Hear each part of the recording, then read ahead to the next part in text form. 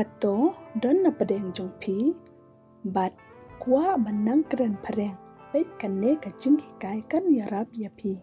Ladab ya jeng mentoy na kane ka video, wan am glad ban share lem shaki perlok lane haying asam jok pi. Wan am glad ro ban like, share and subscribe ya kane ka channel. Knang ba pin yo ya ki video ki bat. The truth will set you free. Kasi kajing shisha kan pelaj no yapi. Your sorrow will turn into enjoy.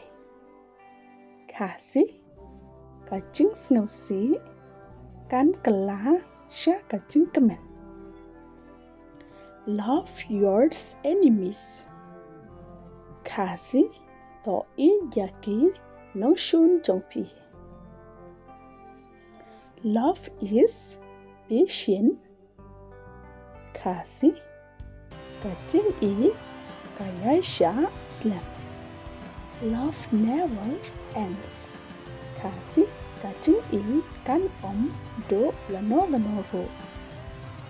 Do what you love. Kasi le ka e ka ba sngeu kanat sngeu e. Do what makes you happy. Kasi le ka e ka ba kajingkmen yapi. Practice make a man perfect. Kasi kajing persyang ka penlong ya ubriu banlong janai. Don't be afraid to speak the truth. Kasi what the ban kren ya kajing shisha. Don't be afraid to tell the truth. Kasi what the ban ya tho ya kajing shisha. Don't hide the truth. Kasi what bore ya kajing shisha. You can run with a lie, but you cannot hide from the truth. Kasi kylla ban pet, but kajing talk. Hắn rei him la ban bore ya kajing shisha. I respect those who tell the truth, no matter how hard it is.